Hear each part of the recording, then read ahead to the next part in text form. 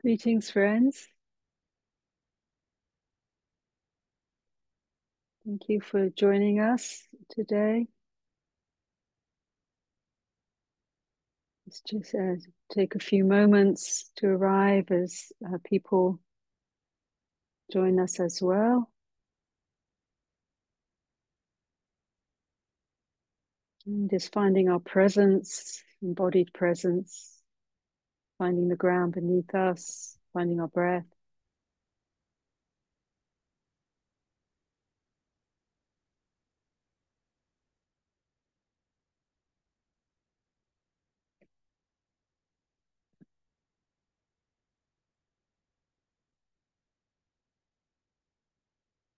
Okay, well,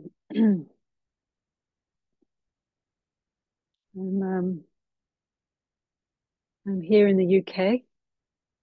I've been here for my mum's 95th birthday and staying for a while. Very damp and cold. Usual UK weather this time of year.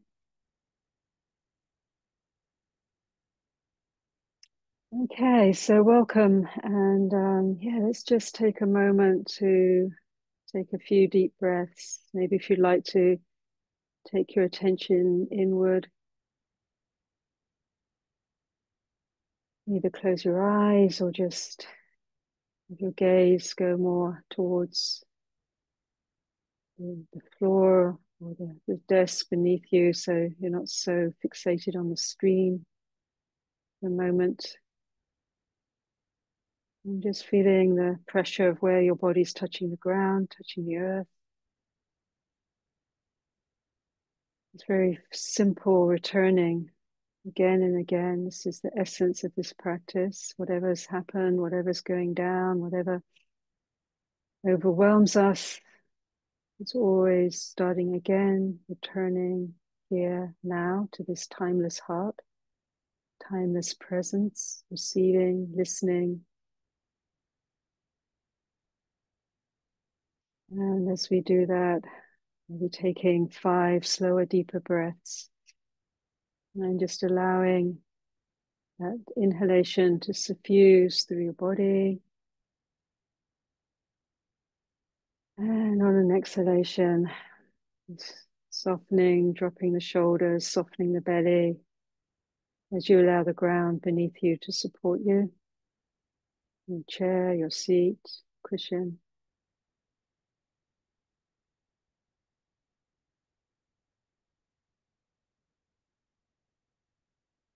And then continuing with the next breath. Helpful to track the flow of the breath if you can. It helps that embodied presence arriving, being here as best we can for ourselves. And time, this Sunday Sangha, is a time we can take out from the ongoing momentum of everything, just to simply do this practice. Returning, arriving, grounding, deepening a few breaths, softening the body, the shoulders, the jaw, through the body, the belly.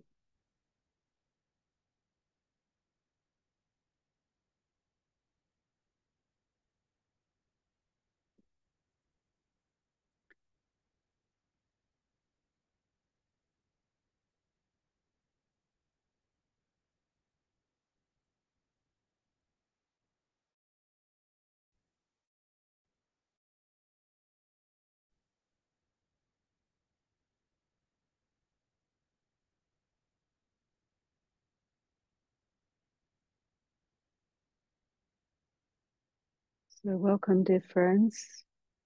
I know this is a very challenging moment for us.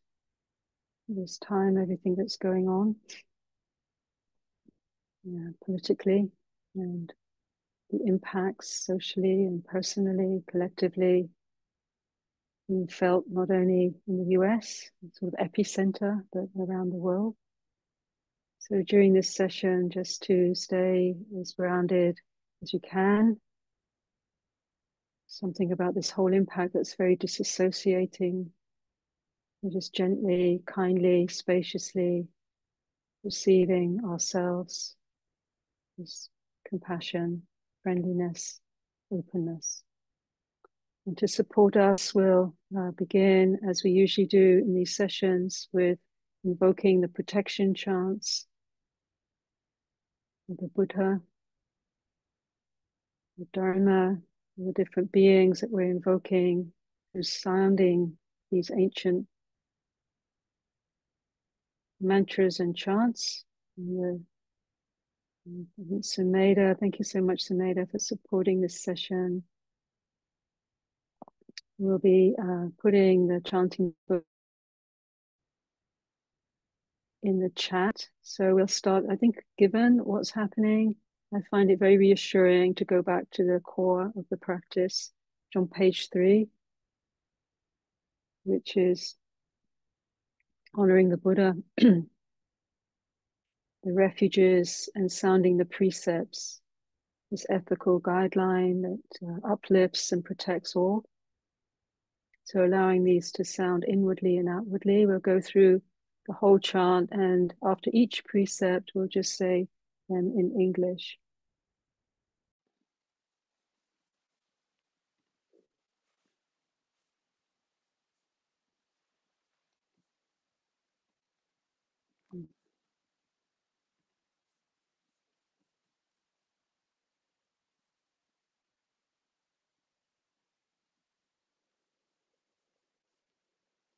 Namo tassa bhagavato arahato samma sambuddhassa. Namo tassa bhagavato arahato samma sambuddhassa. Namo tassa bhagavato arahato samma sambuddhassa. Buddhaṃ saranam gacchāmi, Dhammaṃ saranam gacchāmi, Sanghaṃ saranam gacchāmi, Dadiyampi Buddhaṃ saranam gacchāmi, Dadiyampi Dhammaṃ saranam gacchāmi, Dadiyampi saranam gacchāmi, Dadiyampi Buddhaṃ saranam gacchāmi, Dadiyampi Dhammaṃ saranam gacchāmi, Dadiyampi Sanghaṃ saranam gacchāmi. Vānadipata veramani sikapadang samadhiyami. I undertake the training to refrain from intentionally taking life. Hadina dana veramani sikapadang samadhiyami. I undertake the training to refrain from taking that which is not given. Gamme sumecchācara veramani sikapadang samadhiyami. I undertake the training to refrain from misuse of sexuality and the senses. Musavada veramani sikapadang samadhiyami. I undertake the training to refrain from speech that is false, divisive, harsh, and meaningless. Sura merayama japamadatana veramani sikapadang samadhiyami. I undertake the training to refrain from intoxication which leads to carelessness. Om Shanti, Om Shanti, Om Shanti. Through sounding these precepts, may peace prevail. And next page, the recollection of the Triple Jewel. Looking the Buddha, Buddhas, Bodhisattvas, Dharma protectors, elementals, beings, protectors, and all forces that uphold and uplift the Dhamma. Itipiso bhagava arahang samma sambuddho vichacharana sambano sugato lokavidu taro purisandama sarate sa tadevam manusanambu to bhagavate sawakato gavatatammo sandidiko akaliko ehipasiko opanaiko pajadan veditapoe Hiti Subhadibano Bhagavato Savaka Sangho Uchyapadibano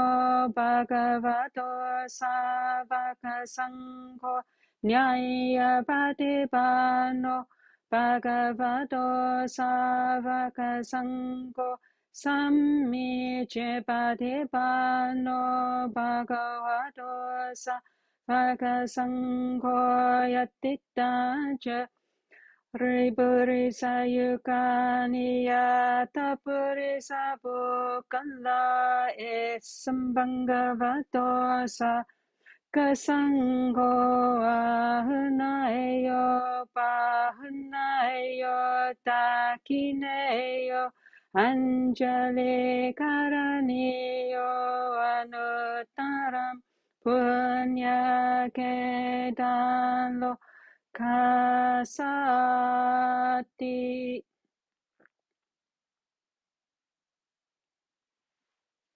On page 12, the Great Compassion Mantra of Guan Yin Bodhisattva, invoking deep compassion, the one that listens and contemplates the nature of sentiency, nature of sentient beings, contemplates at ease, dissolves the duality of subject-object, in order to intimately enter sentiency, to liberate, to heal, to transform, to see the nature of all, the one who shapeshifts, who responds with mercy to all beings, the one who is an awakening force, however we understand this. Guan Yin ultimately represents your own true nature, your own awakened nature, the deep listening, the deep compassion, the impulse, the pulse of awakening in your own heart, in the heart of all. Namo Dabe Quan Yin Pusa, Namo Dabe Quan Yin Pusa, Namo Dabe Quan Yin Pusa. Namo Radha Dola Ye, Namo Liye Bulu Shiri Shabolai.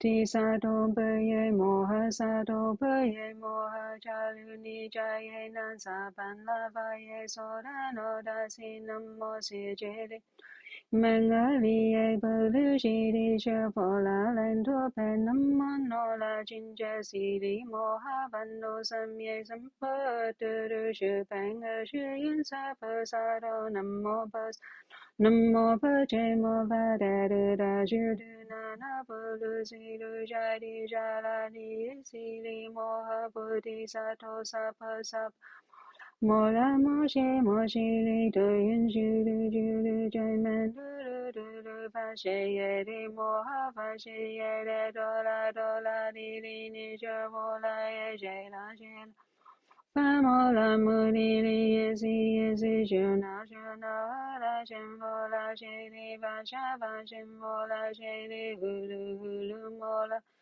Hulu Sili Sola Sola Sili Sili Sulu Sulu Puti E Putwaye Putwaye Midili E Nola Jinche Shiny no paye mono sopa si doye sopa moha si doye sopa si doye shurvan laye sopa Chinja sopa mola nola sopa si le sangha majaye sopa sopa moha si doye sopa Chechila si doye sopa bodom moja si doye sopa nola ginger panjela ye sopa mopalish ye sopa namohala dannara ye namohali ye palishiri shabola ye sopa nansi dianu la batoye sopa.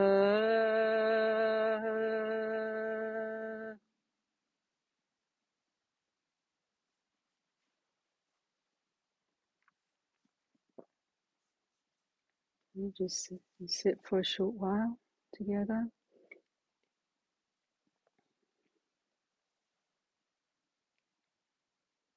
So we've invoked this mantra, this energetic expression of the hands and eyes, the merciful responses, the powerful responses, expedient responses of Kuan Yin to the suffering of the world. So we're calling on this great Bodhisattva, calling on our own deeper wisdom and compassion to come forth, our own deep authentic presence, the utter simplicity of our natural state of being, without complication, without confusion, delusion. It has the quality of Buddhic knowing, presence, just knowing, which means not necessarily knowing about things, but just receiving each moment as it is directly, to contemplate its nature, touching awareness, form, feeling, sensation, thought forms, sounds,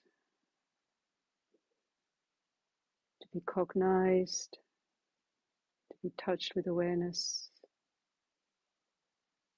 to listen deeply into the nature of all that appears, without identification, without pushing away, allowing things to arise and take their natural course. All things lead to the same destiny, dissolving back into the unconditioned, the unborn, the unoriginated, the timeless, the deathless, the ever-present. We listen there too.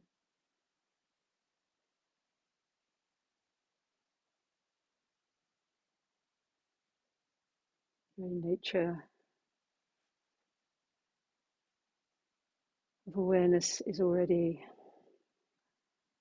present, listening, full and complete, unalloyed, stainless, mountain-like, fluid like water,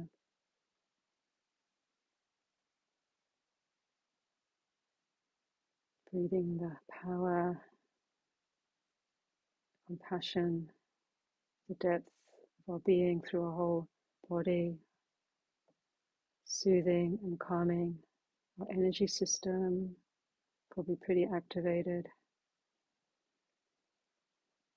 everything going down and breathing out, releasing. So let's just sit quietly 10 minutes, arriving, slowing down, calming, soothing through this practice, tracking each breath,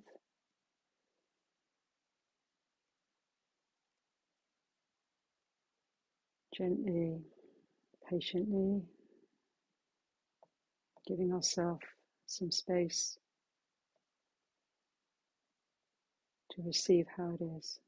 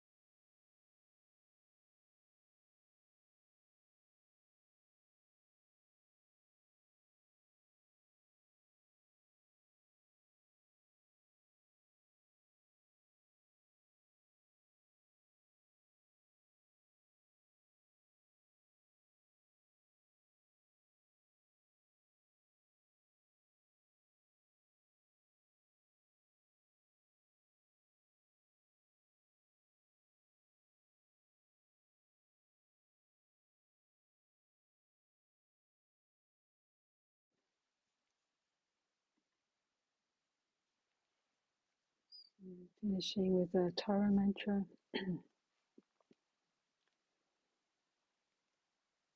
Om Dare Do Dare Dare Soha.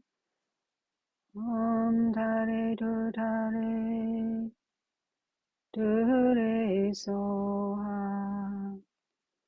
Om Dare Do Dare Dare Soha. Om Dare Do Dare Dare Soha. Om Dare Do Dare Dare Soha. Om Dare Do Dare Dare Soha.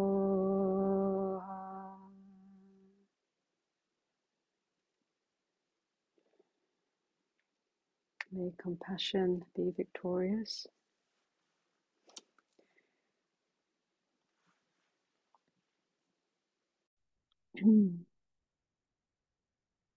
So there's so much to say, really, and such a short time. I've been finding it also hard to know what to say, to tell you the truth.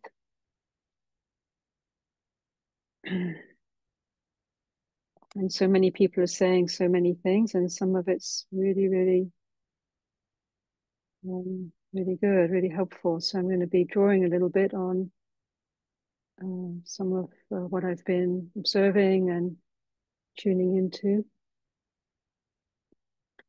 So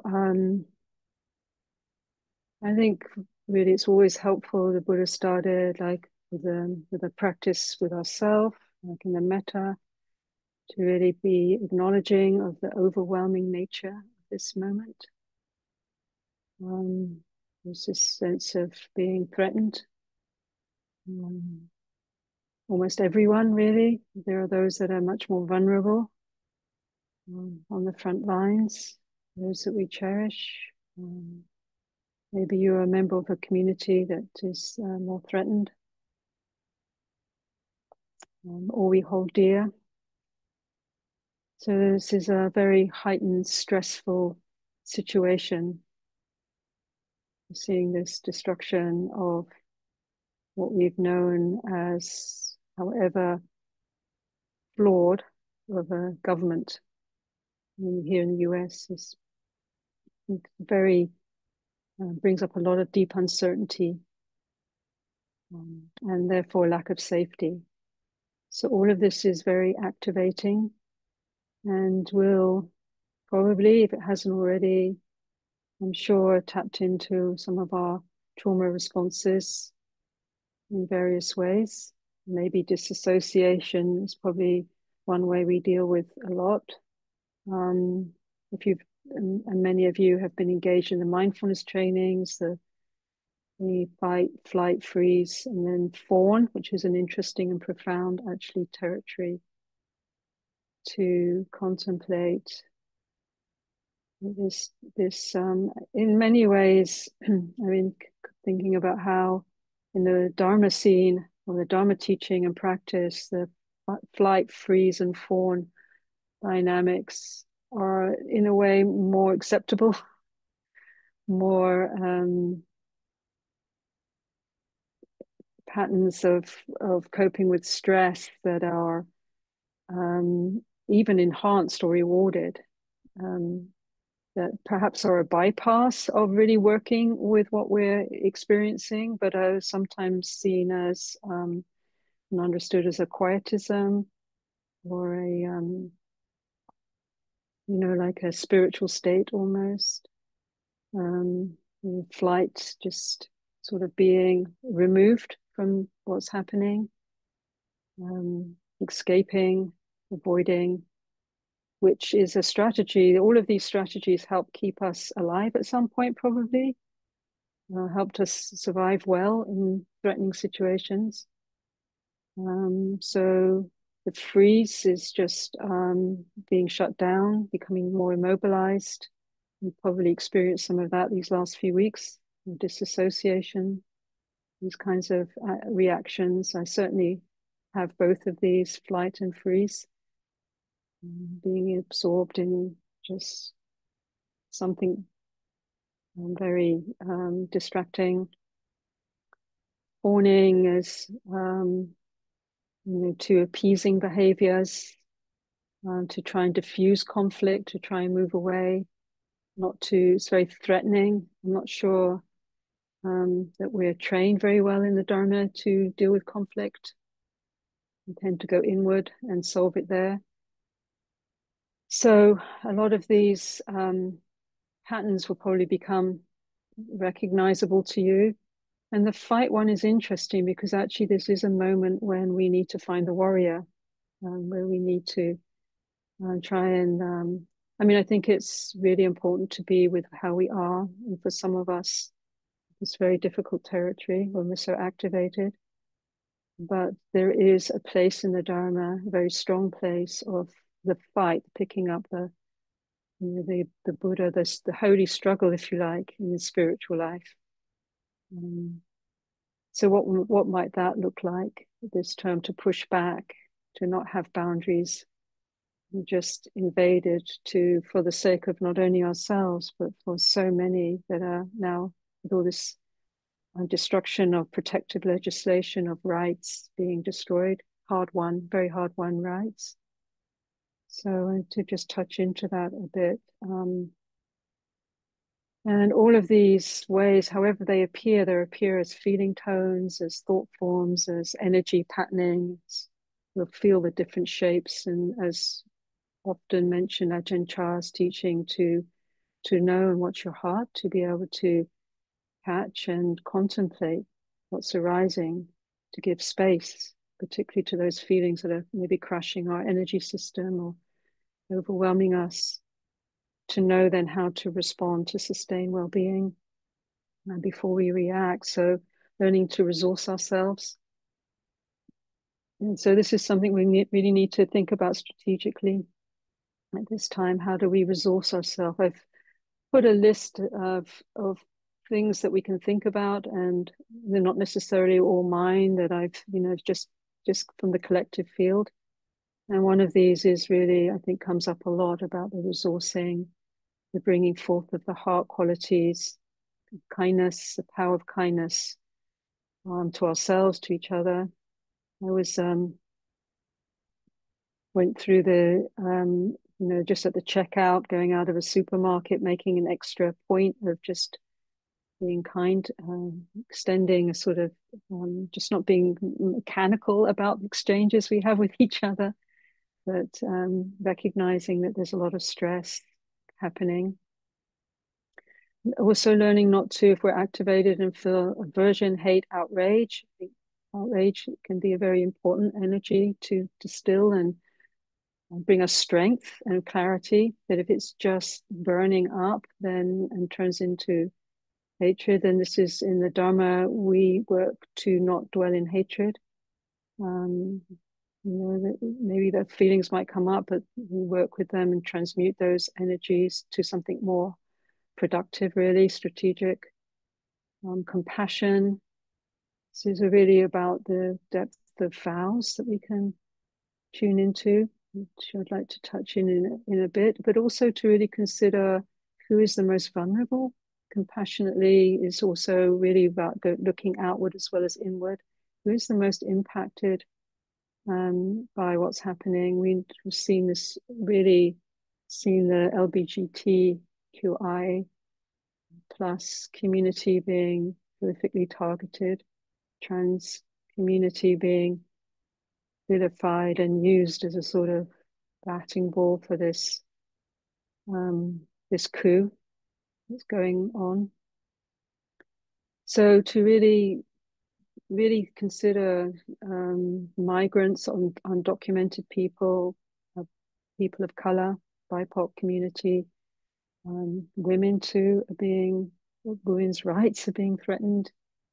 Almost everyone in some form or another, except probably if you're white person or white male person identifying as such, then you will, there's more privilege there. So also considering how others are being affected, and exploring how we can support and reach out. So these are some of the things that are more immediate, I think. How do we shore up refuge, heart qualities to sustain us, a sense of aligning with the deep Dharma, the timeless heart, the deep equanimity, uplifting what is beautiful, wholesome in our lives, devotion, faith. I mean, thinking about a lot of karma, just how things come to be from all of the causes that have gone before. Not so much, there's a lot of diagnostics going on, and I think that's super helpful. But in a certain way, this is how it is right now. This is what we're working with. And the mutability of karma, it doesn't have to be this way. The more consciousness we intersect with the flow of particularly unwholesome karma, there's a lot about what is actually more powerful than the power of brute force, which is the power of the spiritual power of consciousness itself. And the deep sustaining power of that. And when we intersect with the flow of negative karma, with consciousness, with awareness, with good intention, with right intention, with discernment, then it becomes more mutable. It's not a done deal. Nothing is, there's a sort of sense, I think, with this blitzkrieg feeling of just move in and rip it all up and overwhelm and confuse and create chaos. That is, our systems will shut down and we'll give up. But actually, it's just going to be a long haul. And there's a certain urgency about the speed of things to respond to, but not everyone is going to be responding on the front line. So each of us have to find our energy, what is sustainable for us, and then our strategy. So all of these are helping us to sustain some steadiness, sanity for this journey, this battle, actually, that we find ourselves in. And I do take a lot of, I think, faith and courage from the Buddha, entering many different kinds of battles. Not all of them he won, but many, being willing to meet adversity, to meet what seems to be overwhelming. And this feels like it's almost like the final big fight for our destiny, our collective destiny. So the stakes are extremely high. I think we all must recognize that at some level, which is why it's so completely hard to grasp, I think, on some level. It's really hard for the mind. Our minds, human minds, don't tend to think in these kind of dynamics that we're in. It's not that these dynamics haven't happened before. Through history, through the many different systems of oppression, the long system of settler colonialism, married with imperialism and capitalism and extraction. This is in a way the end game of that whole system, hundreds of years, 500 years or so, 5,000 years probably, the emergence of this sense of owning something, like the beginning of patriarchy, owning and the extraction and the rights of others being eroded in that movement. So it's big, it's just an alignment of forces, but it's not. I wouldn't say this is. I would say this is a false power, not a true power. I've been thinking a lot about the sustainability of what is true power and what is false power. The power of violence is not a sustainable power. We just saw Gaza under the most horrific levels, during the most horrific levels of violence for 15 months. And then people walking back, and for the first time not being, I know there's this attempt to try and move people out to ethnically cleanse, but there's strength of just walking back to their land and not being defeated, with this sense of what is this true power of sustaining, of staying with. And there's a lot to learn. I think, I'm not sure if I mentioned that in one of the newsletters about the Arrow magazine that came out, which are stories that have come out of Gaza, stories of the Swana community, of resilience and survival. There's so much to learn from communities that have more recently gone through or going through these kinds of long struggles, BIPOC and Indigenous communities. And what is it to undertake a long haul struggle? So these are the ways. This is a new curriculum. It's an old curriculum, but these are the ways that we want to actually rise up to meet this moment and not just crash. Then these are the ways that we need to start thinking, not only in terms of ourselves, but together as a community, as communities. So this is one side, and then I've also been reflecting on how this is also a sort of an initiation. It's like we have, it's almost, it's almost like humanity brings on a crisis from its subconscious, unworked out energies. It brings about a crisis in some way or another that then we have to resolve and work through. So within that there is an opportunity, and if we don't really work through it, we will self-destruct. I mean, I think we won't stand a lot of, it would be very difficult to evolve, but there's this opportunity to really shake down, what do we stand for? What are we here? What are we actually doing here? There's been a lot of ways that we've had very convenient lifestyles, but not really much contemplation on what they're built on and who, the comforts that we have. Not that that's decrying that, I think, but there's a sort of hubris in that we haven't often really considered at whose or what expense our lifestyles have been built on, including expense of nature. Those that are the burden carried by those that are more oppressed or poverty or disempowered. So this is an opportunity to really explore this and explore how are we. Another area that's come up for me is also really considering, I think it's hard, it's why do we let these leaders, these psychopathic leaders, how come we learn,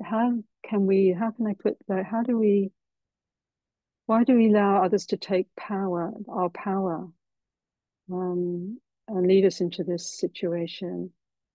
Why do we abdicate power? And what do we need to do to empower ourselves, empower our voices and our actions? Because there is this sort of almost control of consciousness through fear, through subjugation, through internalized impression, mechanisms of internalized impression.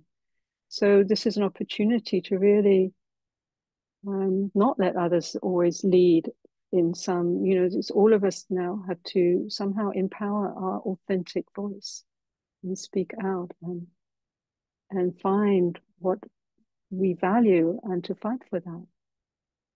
Because otherwise it's being taken away. The same with whatever, that democracy is not just a once in every 4 years to vote. How do we really rethink this and engage and offer a vision? I think what's lacking is what the forces in play now aren't offering a vision, they're offering destruction.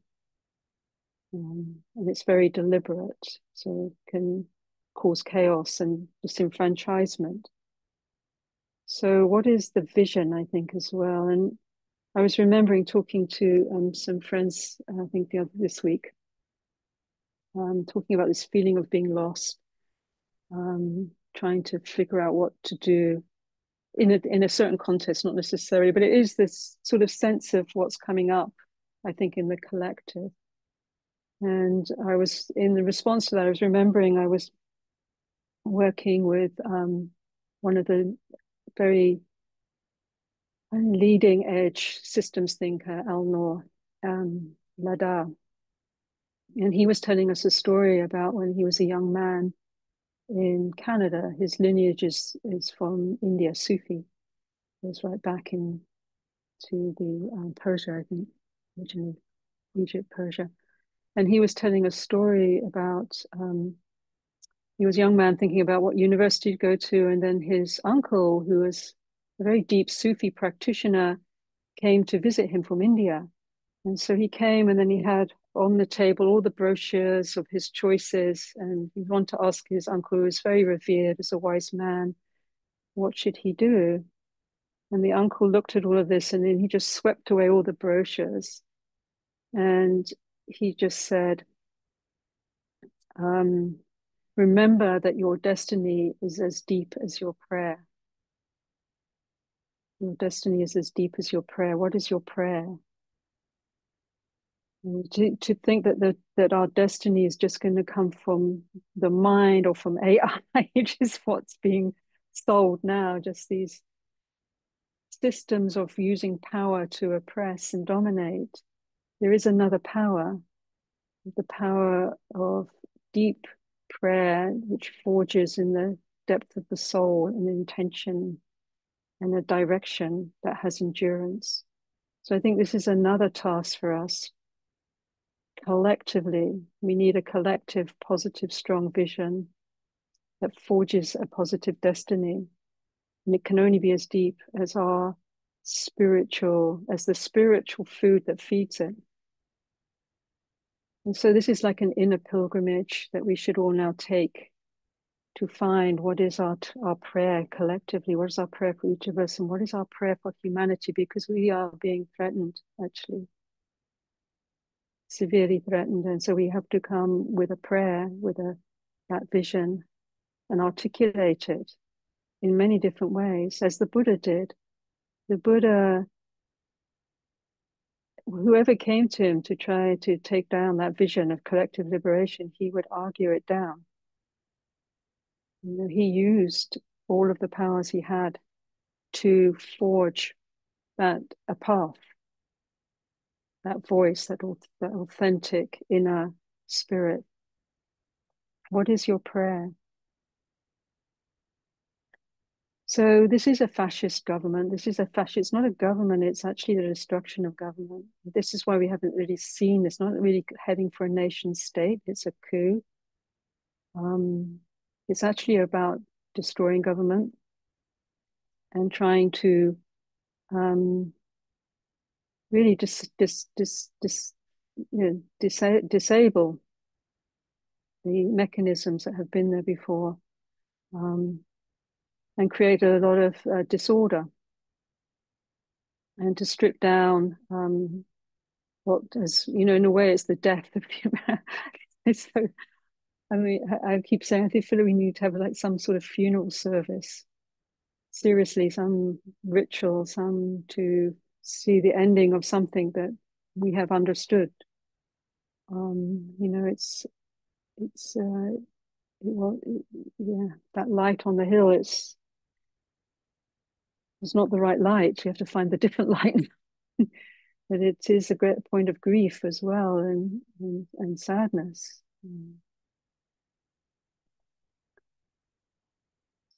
So they don't have a future for us. They don't see us in the future, actually. They have a future for themselves. So I'm just going to have to skip over some of these. I do feel, in terms of that forging of this path, we have to also reorientate what is the Dharma. How can the Dharma really hold us? It's in a way been much more involved in more palliative care, but rather than the focus on deep justice, deep revolutionary processes. deep acts of resistance, like many other spiritual traditions that have actually been able to interface with social and systems change. And so the solidarity movement in Poland going up against really oppressive regimes. And we saw the Sahagratia, and then we saw of course, Reverend Martin Luther King, and these great figures, and in many more contemporary ways. So how can we bring this Dharma to embody and breathe life? How can we breathe life to support us on this path in this moment? It's another deep question, to pick up that warrior energy that is part of its legacy.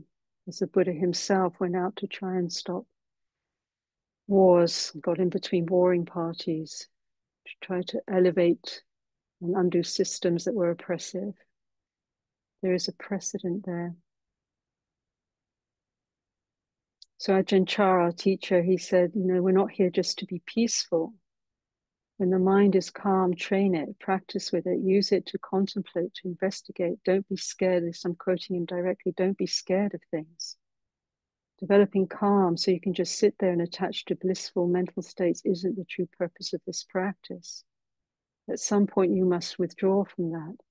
The Buddha said that you must fight this war, not just hide out in a trench trying to avoid the enemy's bullets.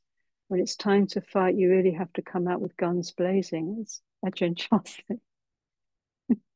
Eventually, he's really talking about the inner struggle of spiritual life, but it's ours to do, to translate this not in non-violent ways. How do we come out to take up and pick up the challenge? Eventually, Ajahn Chah said, you have to come out the trench. You can't just stay sleeping there when it's time to fight. This is the way the practice is. You can't allow your mind to just hide, cringing in the shadows. If you keep thinking and going through suffering, never mind. The important thing is to sustain moment-to-moment awareness. In other words, starting again, that's the important thing. And seeing, this is a flow of change. Nothing is certain. Ajahn Chah said, nothing is certain. It's not certain. So the impression that we're being given that there's nothing we can do. However, there's a lot that we can do. And this is what we can explore. What is ours to do? And Ajahn Chah also said, he wasn't really giving one, it's just always like this, be a warrior and go for the fight. He also said, don't pretend you have a 10-wheeler truck when you have a wheelbarrow. Which some days we don't even have a wheelbarrow, we just maybe have a little cup. Maybe you have a teaspoon. Some days we have a 10-wheeler truck and we can get out there, and if we're with a group, we have a big 10-wheeler truck. So we have to be very, very self-caring, very fluid, very self-checking, and have a bit of a longer strategy. What can we do? When do we pull back and resource? When do we go forward? When do we engage? When do we fight? When do we group together? So in this way, we begin to forge a path. This is all very important because what we're coming up against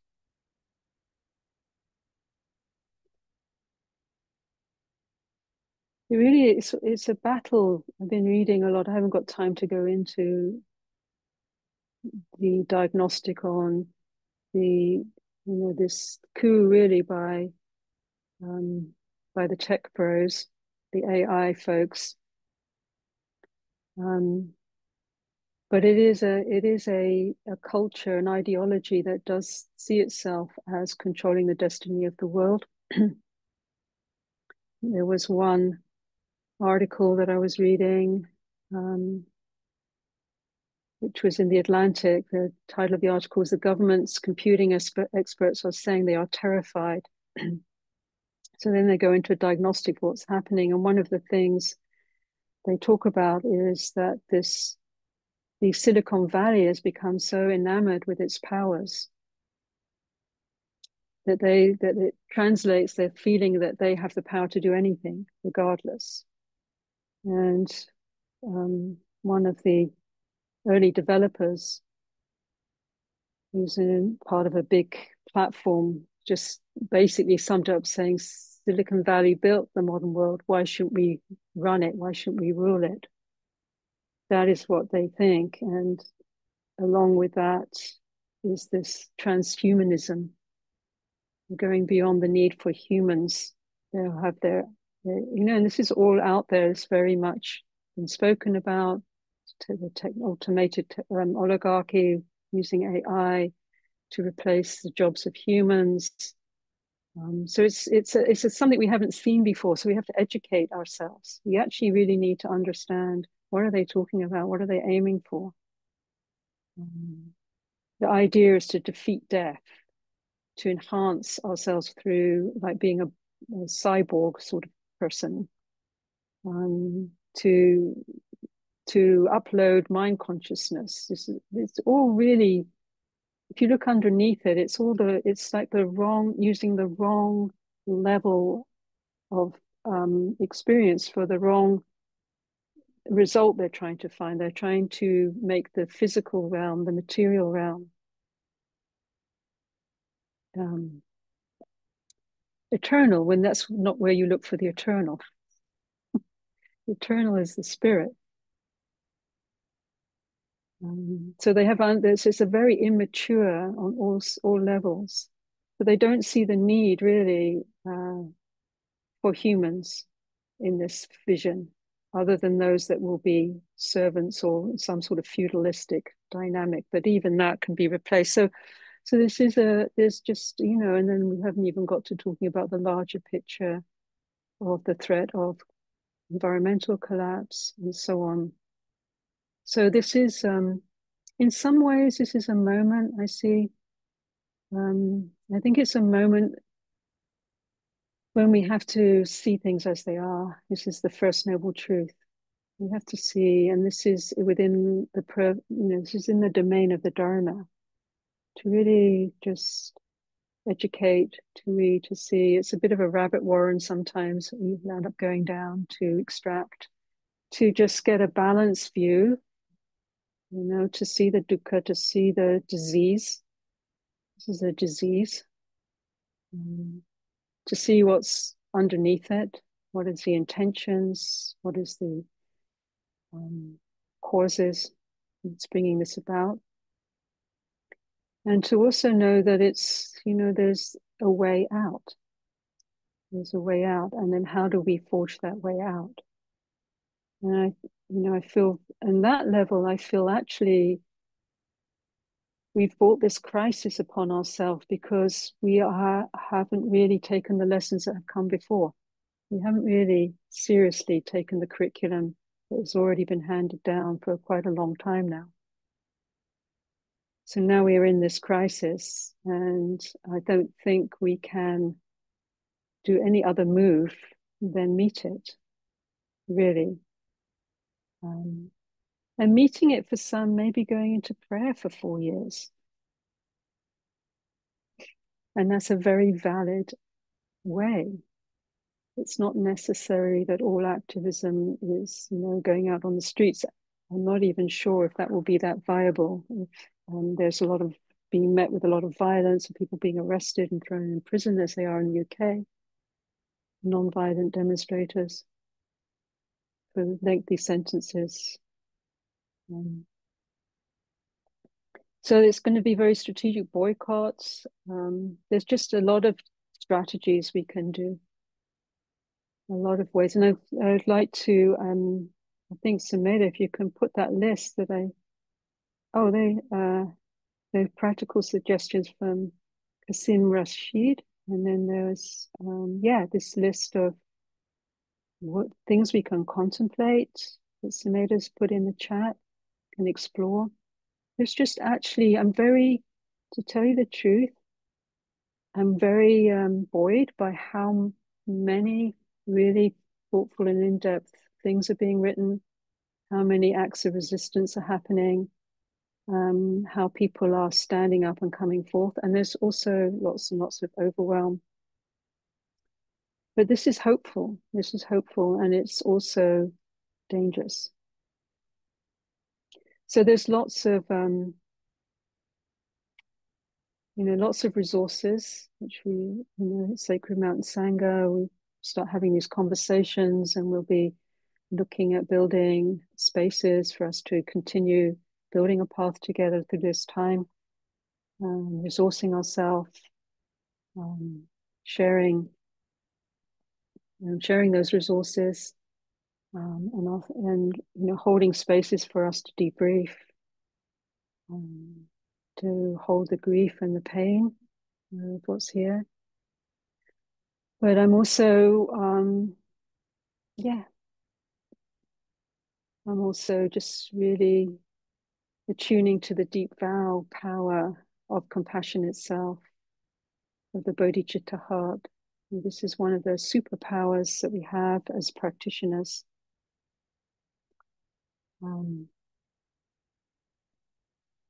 The recitation of the bodhisattva vow, that maybe I should put that on the list. Maybe you find your own articulation of it. What is your vow? What is your prayer? And to recite it every day, to make an offering to it every day,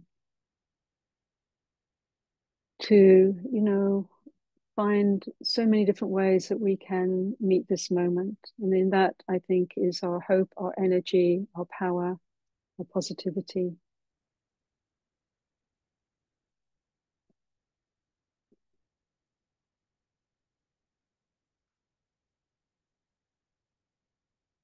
And there's something about death, the death of the American Empire.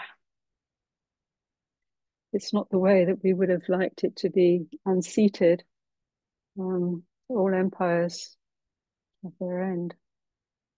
It's just a very, very, this ending of one myth, if you like, a civilizational myth, transitioning into we don't know what. It's a dangerous moment when such things happen. So,